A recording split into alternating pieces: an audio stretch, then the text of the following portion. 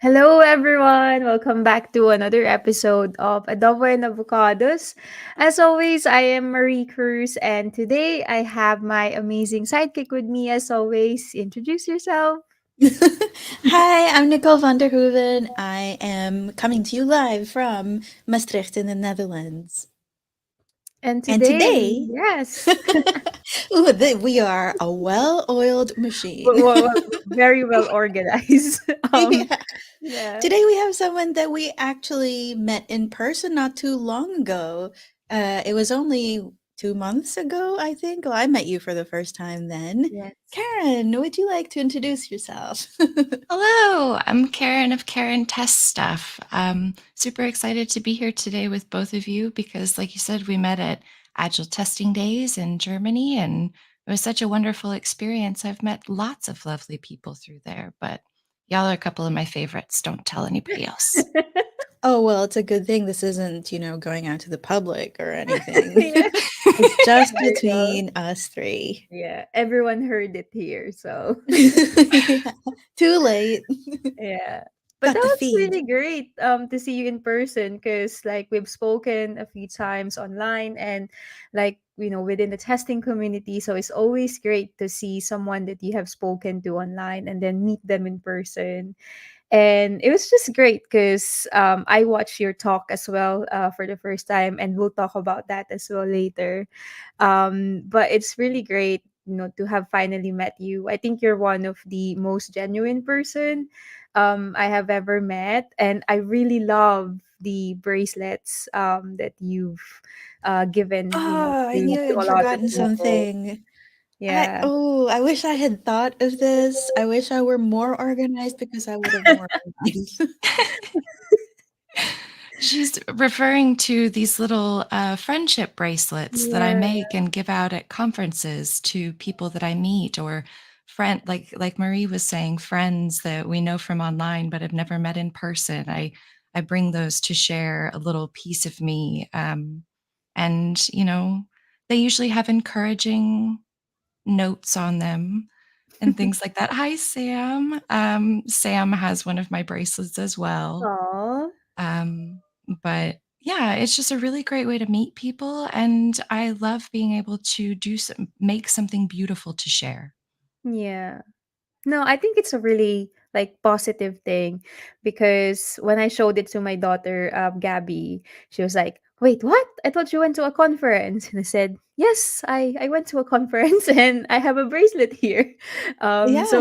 it's also great because I think Agile Testing Days, like we always know it's one of the like liveliest, like really vibrant conference out there, and you bringing in bracelets as well just really added to that whole charm of ATD. So hopefully, yeah, you attend more ATD conferences in the future. That's And the it's plan. also what I love about it is that they're friendship bracelets, right? And there's Yeah. this idea that your life, as if that's just like not work.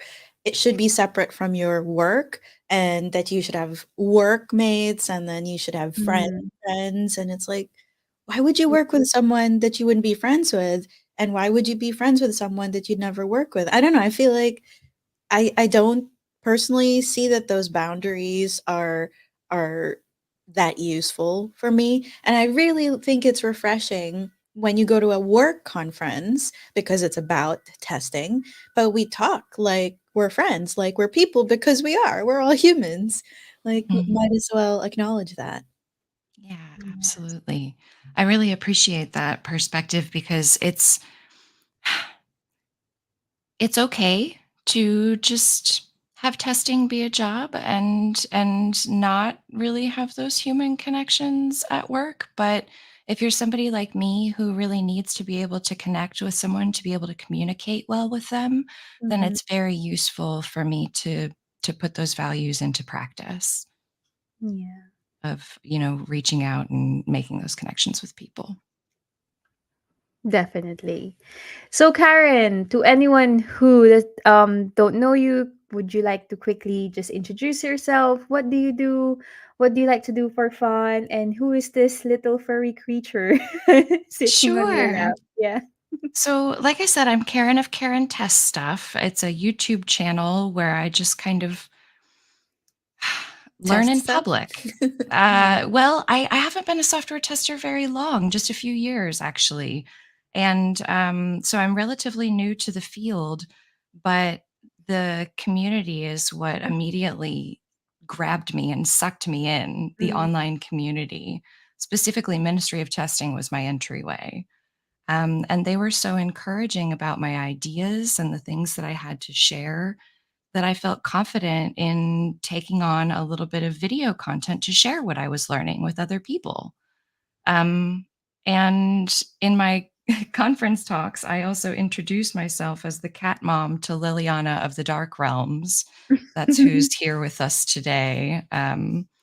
She's very interested whenever I'm doing video chats. And I also describe myself as a chooser of joy because I feel like no matter the situation, there's always something you can learn from it and take a little bit of joy in that. Mm. That's yeah, that's I really like that you always put positive like spin to I guess everything that you do, because I think some people are um they obviously don't have that mindset in terms of, okay, this has happened, then yeah. But then I like that you said that you're a chooser of joy, because it's of um it all boils down to how we react to a specific situation that makes that situation manageable or not. So good for you. Yeah. And it's not always been this way. Like it has taken some serious work and self-reflection and lots of therapy because therapy is great if you have access to it. But it is possible. Um, Yeah, I'm sure we'll go into more detail on that in a little bit, but yeah, it is possible. Yeah. So, one question that we always ask our guests, and the title of our live stream is Adobo and Avocados. So, Nicole and I are both from the Philippines, and adobo is the unofficial national dish. So, it always reminds us of home because we haven't been back home for such a long time. So, adobo really could be anything. It could be chicken, pork, vegetable, or any other meat, but it's really more a way of cooking. So we we use adobo because it really hits home. It's what grounds us. It's really I guess it's not really our major identity, but it's a big part. So whenever we think of adobo, we get reminded of home. So our question is, what is your adobo? What reminds you of home? It could be food, or it could be not food related to. Mm. I've been thinking about this a lot, and I think that food-wise, it would probably have to be lentil soup or lentil stew for me Mm. because Oh. there's just something about the whole process of making it from scratch, right? Like you have to wash the lentils, you have to sort the lentils, which is a very Mm. time-consuming process. Yeah. You have to soak them, you have to boil them, you have to simmer everything together to make sure that all the flavors come together. And it's just a long process, but it's worth it to know that you're working towards this level of comfort and warmth and heartiness, substance. So it's not like baking a souffle, which is very technically difficult, but goes rather quickly once you poke into the top of it. Mm. The lentil stew has substance where it's going to hold up and really fill you. So I feel like something like that is very close to my heart. But honestly, the thing that feels like coming home is the little chirp that I get from this one. It's just the when I open the door. That's Aw. coming home for me. No, that's sweet. Oh, that's like I think I haven't had lentil soup for a while, so you reminded me to yeah to try lentil soup again. But one thing that you said a while ago was that you're relatively new to the testing field. We're both curious to know, Nicole and I, in terms of how did you start your career in tech? Did you do a career switch, or was it something that was always in the pot for you? Hmm. It's got a lot of layers to it because I've always liked technology. Even as a kid, like I was really into video games, loved computers. As soon as we got a DOS machine, like it was all over from there. I was obsessed with computers. Um, but I always had this little voice in the back of my mind going, "You're too stupid for to work in technology. You have nothing to add." So I did a bunch of things. I was a waitress for a long time, worked in customer service, retail management, video game stores, all sorts of stuff, bookstores. I also worked at like a geotechnical engineering company. So I kind of bounced around to a bunch of places. And then at the time, I was so unhappy that when I was married, my husband looked at me and just said, "You're miserable. What do you actually want to Mm. do?" And at that same time, a good friend of mine from decade before reached out and said, "You should apply for this free boot camp in Kansas City. There's a nonprofit coding boot camp, and I think you'd be perfect for it." Mm. And I applied, so did my ex-husband. We both got in at the same time, so we were Oh, able wow. to study together and Nice. go through the course together while I was going to school full time. Um, and I was really excited because this nonprofit had a whole apprenticeship placement program and internships and partners with big people in Kansas City. And then we didn't end up graduating until spring of 2020. And then there were no jobs. So I was unemployed after school for a while, kind of picked up little odd jobs here and there. But one of the girls that I went to through the boot camp with reached out to our teaching assistant and said, "Hey, there's this software testing position at my company open. Do you know anybody who'd be interested?" And so he put me forward. And I Mm. was like, "I don't know what a software tester is. I know what a video game tester is. Like, what does a software tester do?" So this girl was really great. She sent me all these resources like TAU, Test Automation University, and Ministry of Testing. And I just kind of dipped my feet into it. And at the end of the day, what I came away with was, "You mean all these questions that run through my mind on a daily basis? I can make money with those?" There's a job for Yeah. that. Yeah. It's great, Yeah. right? Yeah. So it just clicked with me. My natural curiosity and my constant questioning of how, why does Mhm. this thing work? How could it work? All those things get put to good use now instead of just running through my brain wildly. So, Yeah, and I think you've hit upon one of the cool things about testing is that you get to try a lot of new things. You mentioned learning in public.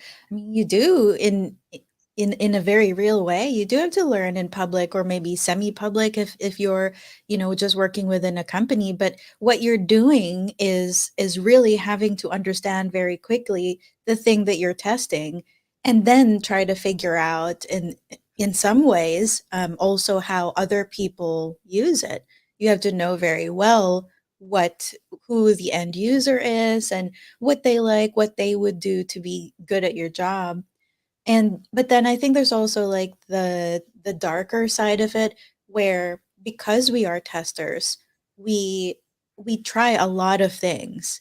I mean, there's an endless amount of like new technologies and applications and languages that we have to be very quick in adopting. Have you struggled with that at all? I laugh for not to cry. Yeah.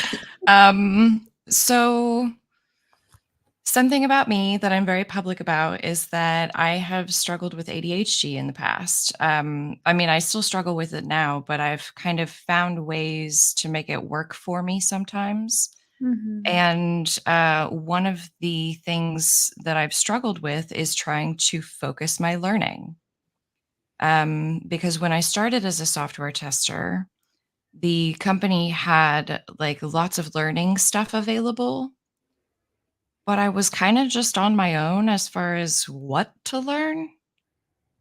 So, and we were a little like product agency that did a bunch of different work with a bunch of different contracts for short term. So, constantly working on different technologies. So, what I was doing was I was just constantly learning whatever I needed for that particular project, which was kind of exhausting and I never really got anywhere.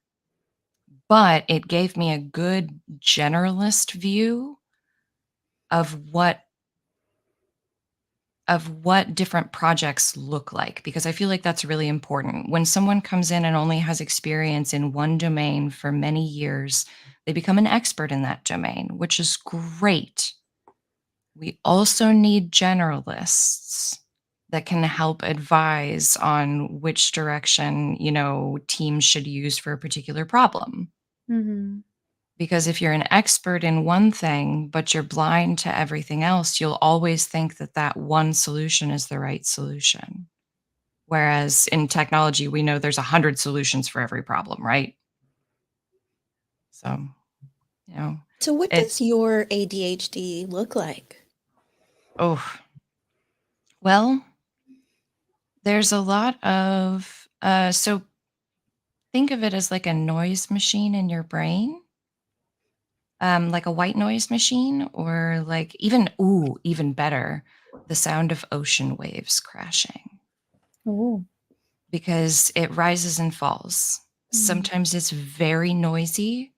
Sometimes it's a little more quiet, but there's still a couple of streams of thought going on at the same time. I'll be worrying about, have I eaten in a while? Or what am I doing after lunch? Or is there something that I need to make sure that I follow up on before I go to lunch? And I have to plot out all these processes, because that helps me feel prepared to take on my life.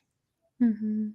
So that's not only kind of the ADHD chaos, but also some of the structure that I enforce on myself to live with that. So I'm the most chaotic structured person you will ever meet. I love that chaotic structure because I mean it sounds like I obviously don't know what's going on inside your brain, but with all this chaos you still have a structure to everything. So it's quite fascinating. And I really love that we're talking about this particular topic, especially neurodivergence, because I have to admit I myself I don't know a lot about neurodivergence, neurodiversity. So maybe we could start by asking the question, what does it mean to be neurodivergent, and is that the same as neurodiversity? Sure. There's a lot of difference in the way we use language, right?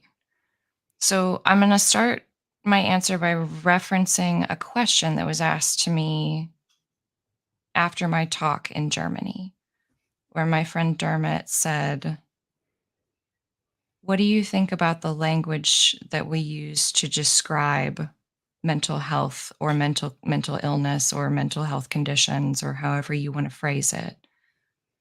What are the differences in language between two people when we speak about these things?" And I thought that was a great perspective, because um, one person who has ADHD over here and another person who has ADHD over here might use the same term to describe what they're experiencing, but have completely different experiences with it. Different symptoms, different characteristics, different struggles. And that's really important to understand. Um, just keeping that in mind that we're all on a different place in our journey helps immensely with me, like taking a step back in stressful situations. Where someone may be getting upset about the topic of mental health because sometimes it's difficult to talk about, right? Sometimes people are angered by the words that I have used to describe my mental health. So I try to be more mindful about how my language is received. But neurodiversity is just like a full, to me, like a full, beautiful picture of all shapes and colors and sparkles and just these beautiful, unique patterns, but no one is the same. And I think that's what neurodiversity is. Neurodivergence, I have a little bit more trouble defining because that has to do with the realm of what's normal or average or baseline. And it's really hard to baseline the human experience. Hmm. So neurodivergence is supposed to be like a divergence from the norm, as far as brain patterns and patterns of thought. But how do we know what's normal for you is normal for me, is normal for anybody else? I like to liken this to sometimes a lot of the language that we use to describe sexual orientation, because it's very similar in that some people are like, no, I want a label and my label is this. And for some people that's very freeing to say, like, this is what I am. I don't have to explain everything because there's already like a nicely packaged list of things that I really identify with. But some people might actually feel the same way in terms of the things, the characteristics, or what they like or who they like, but they're like, well, I don't really want to put a label on it though. I just want to be human. That Yes. doesn't mean that either of them is wrong. We each get to put ourselves in boxes or not put ourselves in boxes as we want. Another thing in terms of the neurodivergence neurodiversity split is that I have heard that some people, they prefer to call themselves neurodiverse because exactly of what you said, that there it can be taken as a judgment. If you say I am neurodivergent, it's saying I am different from everyone else. And then Yeah. some people say, like, well, what's wrong with being different from everyone else? I'm going to own that difference and I'm going to steer into it. Like, it really, there's no right or wrong here. Like, you decide for yourself, right? Yeah. Spot on. It's kind of like, I listened to a podcast recently, and it's called, the podcast is Betwixt the Sheets. And they claim that actually it wasn't homosexuality that was invented, or that's not the new thing. Heterosexuality is what's new because we didn't used to care. And I just thought, Mm. like, that's an interesting twist, you know? Like, have we all been neurodiverse all this time? It doesn't matter what your label is. It's a funny thing to think about, isn't it? Yeah. Yeah.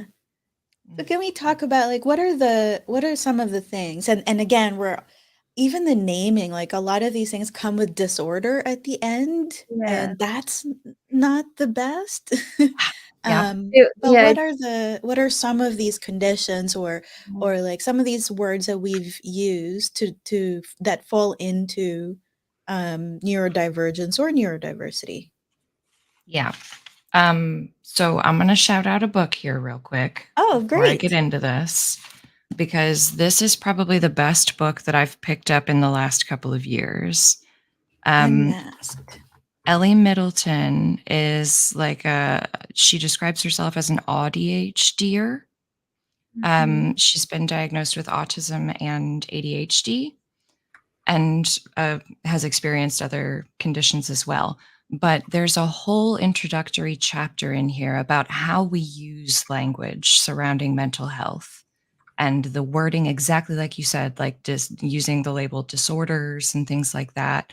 Um, it's helped me once again kind of try to be mindful of the language that I'm using, and has been really helpful for me because um, she comes to this from the perspective of a later diagnosed person and has a whole section. Like, this book is described as being for the lost generation, as she calls it. Those of us, specifically like non males, who were diagnosed with ADHD or autism later in life, not as children.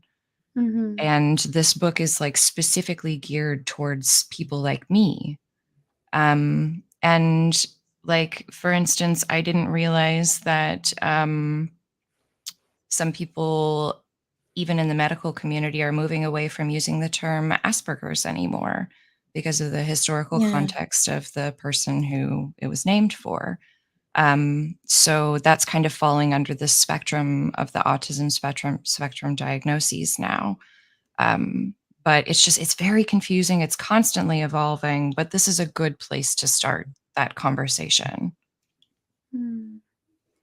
Yeah, I wasn't aware of the Asperger's term because I was just having conversations about this last week, 2 weeks back. Mm. So it's really great that you shared that resource. So I'll definitely have a read because I think, yeah, it's just one of those things where it might be just a nuance in terms of the linguistics, the language, but if we frame it differently, then it's not going to be seen as something that's not normal or something that's not, I guess, right, or what people are used to. So I've added the link to that book as well in case anyone wants to buy or read that book that Ooh. you just recommended. She did her own audio recording of the book as well, so you can listen to her read it in her own voice, which is wonderful. Yeah. Marie had a very important call. From But the puppy. I wanted to I wanted to say something that I don't know if I've said before, not that I've been hiding it, but I actually classify I've been diagnosed as neurodivergent. Did you know that, Marie?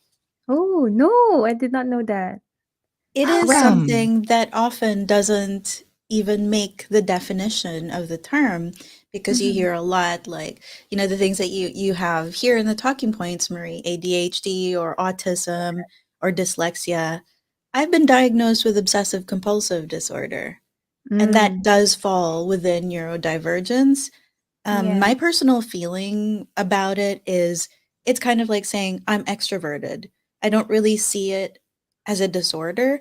I don't yeah, think for me it's particularly changed my life. It's just like it's part of who I am. It's like me liking one thing over another.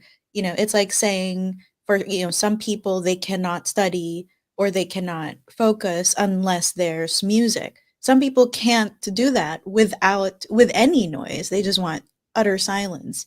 yeah, For me, it doesn't like a diagnosis doesn't really do anything. I don't take medications for it. I have gone to therapy because of it, but I go to therapy anyway. So Mm. for me personally, the label doesn't matter that much, but it is sometimes a useful way of describing it. Mhm. Yeah, and I want to be very clear here that while we're talking about all these positives that we can find and things like that that we are able to do with therapy and practice and living our lived experiences, that sometimes people can find these conditions terribly debilitating. And I don't want to feel like I'm lessening their plight at all here when we're talking about, like, harnessing the good sides and using the good stuff, you know? So, I don't wanna downplay that at all, but I really feel for those people, and I hope that they have the access to the resources that they need. Yeah, definitely. Like you said, it's different for everyone, right? I know I Mhm. struggled with it more when I was younger. I think I've learned to deal with it a little bit more, but I feel that way about most other aspects of my personality. When you're younger, you're like, why do I feel this way? I don't know why. I don't know why I do these things the way that I do them. But as you get older, you do the inner work, hopefully through therapy and through like just experience. And you realize like, oh, that's just part of who I am. Let's stop trying to change that and then just try to work with it. Mhm. And I feel like it happens at a different moment for each person because I can't tell you the exact date that that changed for me where I decided to start choosing joy, choosing myself. Um, but it's been a long process over time to get to where I am, and um, that's the funny thing is that you might be speaking to someone about an experience that you've had that they have never lived, so they don't have the context for that and can't really understand until one day something might happen that triggers that thought for them. Yeah. I'm curious to know, Karen, like what are different ways that you've used in order to cope with like this neurodivergence, like the different, I guess, feelings that you're experiencing, like as someone who, I guess, as someone who doesn't have much knowledge or information around neurodiversity or neurodivergence. How can we help you cope with uh, with uh, with with this stuff? Yeah, support is great. I highly recommend anyone who's interested who like interacts with someone who's neurodivergent or like honestly anyone who acts with anyone in the public should check out the resources at Open Sourcing Mental Health. It's osmh.org. They're a wonderful organization. They've got like actual resource PDFs of like if you're a supervisor, it's specifically geared towards like the tech community for mental health as well. But they've got like resources for like team leads on like helping people with managing people with neurodivergence or resources to support family members, things like that. I would definitely say start there because every person is different, like we keep saying. So my needs are going to be very different from your needs. But transparent communication has been the most helpful thing that I've learned. Learning how to describe my needs and actually like look inside myself and say, okay, I'm having a panic attack right now. I need to get myself under control. So I do my grounding exercises. And then once I can breathe, I start looking at, okay, so what's happening right now that's triggering this for me? Because through the grounding exercises, what can I see? What can I smell? What can I feel? Um, I gather information about what in my environment may be triggering me. So then once I realize what might be triggering me, I can then ask if I'm in an unfamiliar place where there's like music going that's causing my heart to race. I can ask, hey, would it be okay if we switch to, I don't know, Aurora? Can we listen to Aurora instead or something? But that allows me to be specific about the way that I ask for help. On the other side, learning communication strategies to be able to give support specifically is very important. Because, for instance, when I'm very, very depressed, I often don't have the mental energy to figure out what I actually need. So if someone says, "Oh, well, how can I help you?" I'm like, I don't know. But if someone reaches out and says, "Can I bring you lunch?" That allows me to say a simple yes or no. Or do you want to hop on a video call? Yes or no. Very simple ways of asking, of giving support that are specific to what you can provide at the time. I know for me, and I think in some ways, OCD and ADHD, they have some overlap, especially the hyperfixation part of it if you experience that, but in other ways they're complete opposites. For me, my problem is when I get triggered, I will go deep into a topic and I will get into that hole, forget everything. It's like tunnel vision. I will put everything into it. Like it has happened before where days have gone by and I'm like, I haven't eaten. I can't remember the last time I ate. Um, Mhm. Sometimes I forget to sleep. I forget to like drink water. That's Mhm. why now one of the things I was going to mention is how do I cope with it? Like, well, I always have water. Like, I have this, I have like coffee here.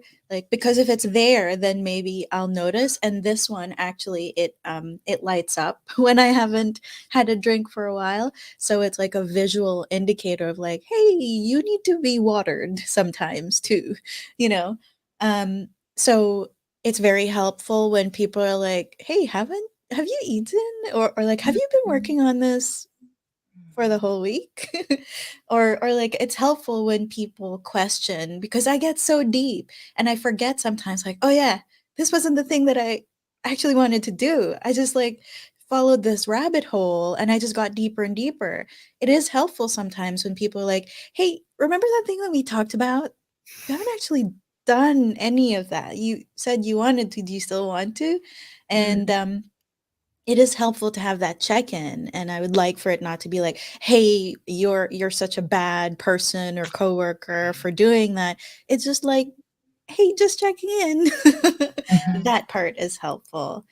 And there's also a lot of identifying this is cognitive behavioral therapy basically, identifying what triggers you, what is it in me where when someone mentions something I'm like, oh, I must look that up, I must buy the book, I must stand up the environment, I must, and it just keeps going. And it's also calendaring Mhm. because for me, I gotta time box things. I live and die by my calendar because time just goes by otherwise. It's why I have a watch. The only reason I have a watch is not to tell time necessarily, but I have it so that it buzzes when the next appointment is closing in because otherwise I just get into that hole. I'll never come out. Mhm. Time Mm. blindness is a real thing. Yeah. It also sounds like, I mean, like to me, one way in terms of helping is by I guess being an accountability partner or something where we'll regularly check in and ask, oh hey Nicole, have you eaten? Have you had your sleep?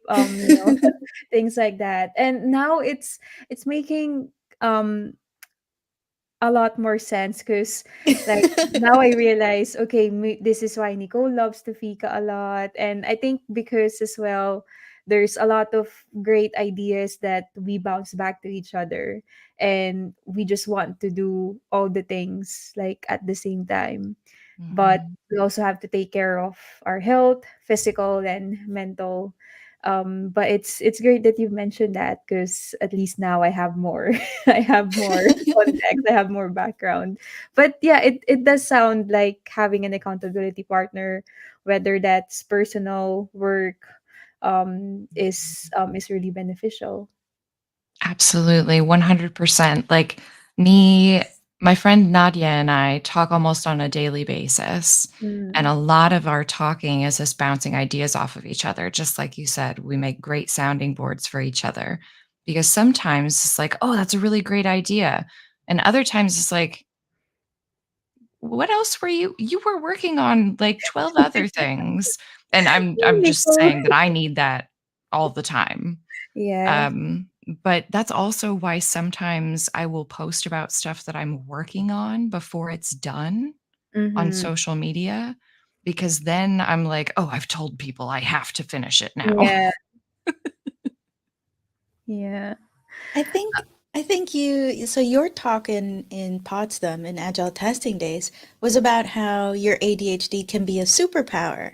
And I Mm-hmm. know that's not the case for everyone, but it's a very strength-based approach that I know you really resonate with because you always like to choose joy. Can you talk a bit about like why you think it can, how you think it can be a superpower? Yeah. Um, yes. So I really enjoy finding, like, it's fun for me to try to find the good stuff in bad situations. It's like a game. It's like, how can I win, even if I'm losing, how can I win? And not necessarily win like a competition, but just like, how can I get some benefit out of this still? Um So when it came to my mental health, it was exactly the same thing. I didn't get diagnosed with ADHD until 2, 3 years ago when I went back to school, and I realized this was so much harder than it used to be. I couldn't retain information and I had trouble reading, and got diagnosed with ADHD. But once I was able to put a label to that, I'm one of those people you described, Nicole, where words hold power to me. Mhm. Once I had a label and knew that it wasn't me, I mean, it is a part of me, but it's not my fault. It's just something that is. I was able to start taking small steps to make it work for me instead of against me. So, for instance, like time boxing, I do reward systems for myself now, where I don't get enough dopamine in my brain.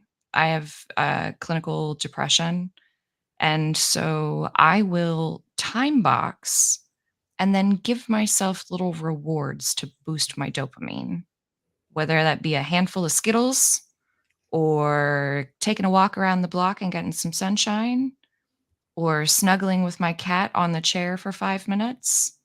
Something that brings me happiness after I do something that I don't wanna do for a little while. So, but with the ADHD specifically, it's what I was talking about earlier with all those questions that go through my head.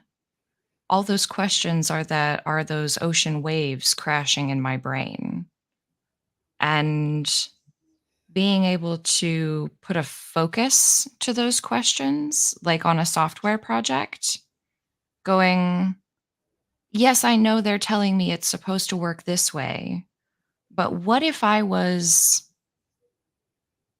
an angry customer? Hmm. How would I use the system then? Would I be more frustrated with the wait times? Would I click the button too many times, accidentally submit twice? And those kind of things kind of help me like narrow my focus of the questions, give me an avenue to let that kind of run wild and really enjoy that part of me. Yeah. I just want to highlight Ashley's comment here as well.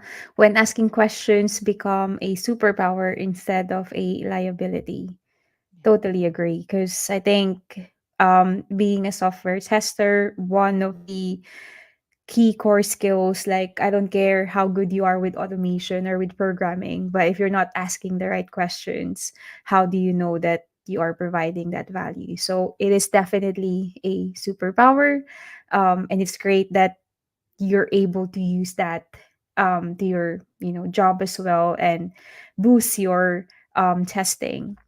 um, One of the um, topics that I want us to cover today as well is how has it supported your testing, or how has it improved your testing? Because asking questions is one, Mhm. but are there any other avenues that have really helped you succeed because of your mental health or your like divergence? In that sense, has it improved your testing skills? Yes. So that was how I knew I loved testing and that I could enjoy doing testing. Also, shout out to Ashley. I absolutely love her. Um, But just to finish up a little pin on my last comment as far as the, oh my gosh, I just lost my train of thought. As far as the, we were just talking about prompt me just before your question, Marie, I'm sorry.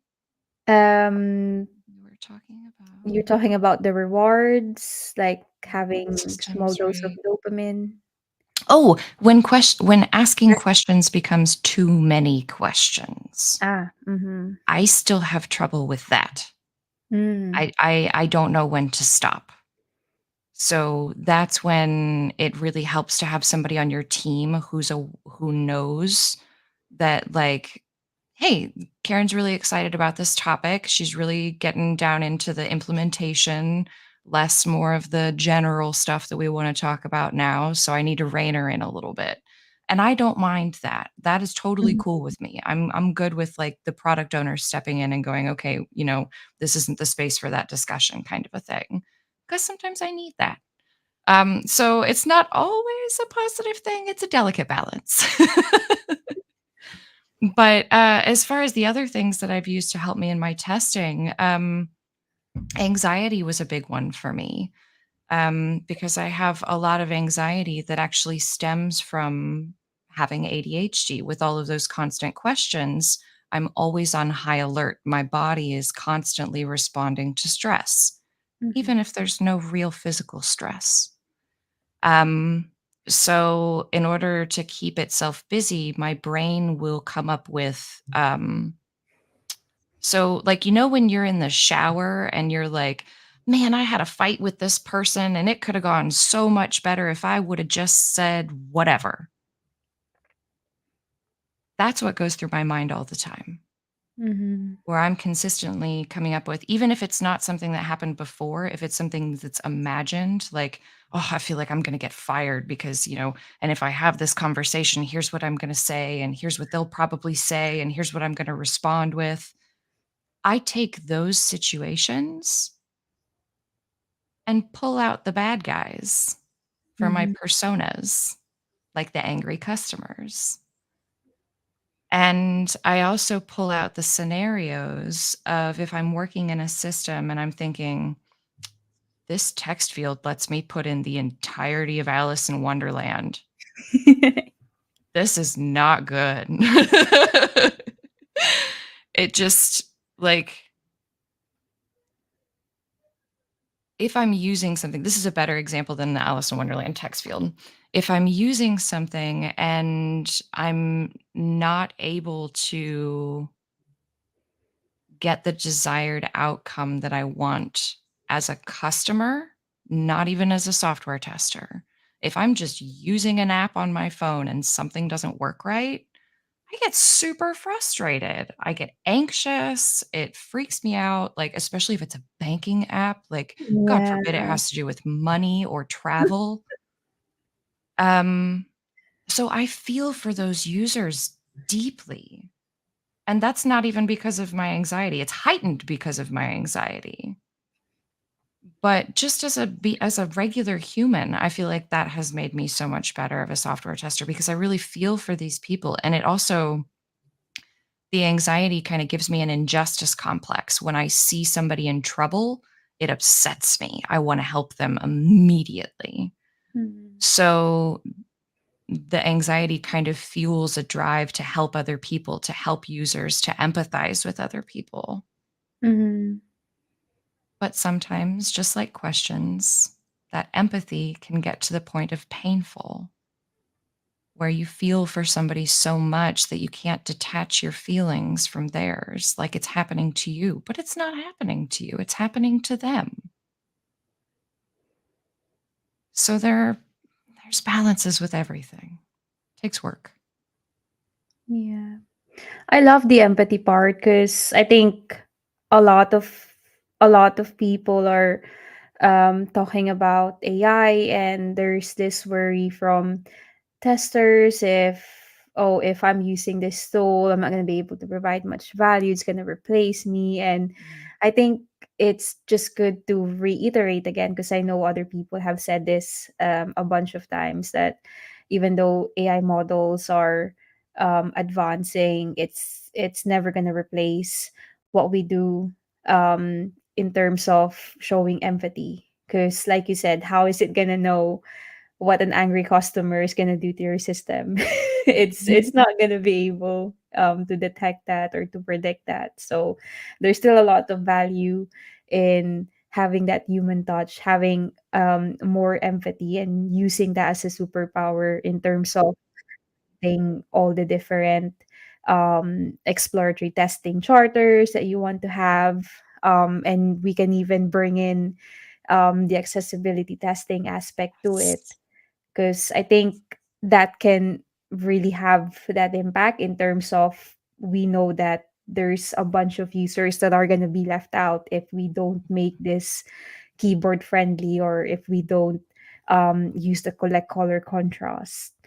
Yes. So I think even if you don't fall in the neurodivergent category, it's still beneficial for you to have that empathy, to care not just for one set of users, but to care for like all other users as well.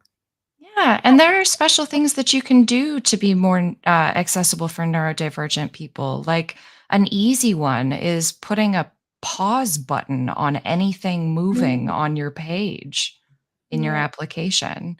Give me the option to pause the movement, please. Hmm. Because otherwise, I'm going to try to read whatever content is over here. But if you've got sparkles falling on this side of the screen, Yeah. I can't read it. It's not accessible for me. So there are super easy ways like that. And then just having like carousels swipeable instead of automatically Mm-hmm. moving, and all sorts of things that can reduce the anxiety of all of your users, but especially those of us who are urgent. It's also like on YouTube how it has that thing where you can have autoplay on and it just keeps going there. I turned that off and I'm so glad that I do have that because I have like looked up and hours have gone by and all I've watched are these like America's Next Best whatever. Like I've been knee deep in like singing shows. I'm not even that interested. Well, what have I done? You know? Um, but on the positive side, my obsessiveness has meant that when given a direction, I get very deep very quickly and I can know a lot about a topic in a very short amount of time because other people don't have the energy to do it all in one burst like I do. The disadvantage of that is that that's not sustainable. So I'm not one of these people where habits like these daily habits work. I can't have those because my productivity is in bursts. So Mm-hmm. early on, I learned when I was starting to work that the way that I really need to work is I just burst all I want.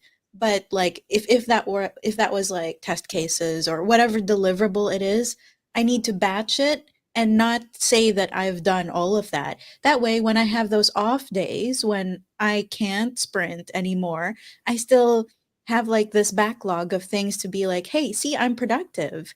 And to everybody else, it looks like I'm doing it at the same pace, but I'm not. I just like laser focused on something and then just took the rest of the week off, but I'm still producing the same amount, you know? So I've also learned that if I have these touch points, like something that I do in our work now, is I have this weekly live stream called Grafana Office Hours. That's super helpful for me, especially if I schedule people that are talking about different things, because my tendency is to focus on one thing to the exclusion of everything else. Having something scheduled where I know I'm going to need to talk about something else next week Yeah. forces me to have more of a broader perspective. So it kind of pulls me out of that hole. And yeah, sometimes I do go too deep still, but having that is like a touch point. It's like a reminder, a built in reminder for me that I can't be all in on one thing. Yeah. And I think, like, with what we've talked about today, we can really um frame this whole neurodivergence positively, because first it gives us the opportunity to learn like how other people work. Because it's funny, Nicole, you mentioned the daily habits that works for me, and now I know that that doesn't work for you. And it's like with, if we relate that to testing, like one technique that I'm always used to doing doesn't mean that that's going to work in every projects. So it also encourages you to think outside the box and not just follow what's written as part of the requirements, not just follow, oh, hey, these are the acceptance criteria, I'm only going to stick to that. But there are other requirements that are not explicitly listed there that we also have to focus on. Mhm. So there's a bunch of positive outcomes that we can take from this. And I think it will all help us be better, not just as software testers, but better human beings as well. Ah, I love It's that kind so of like much. how a lot of the advice on, for example, learning a language is find something in that language to do every day. Set aside 15 to 30 minutes and learn that language. That has never worked for me.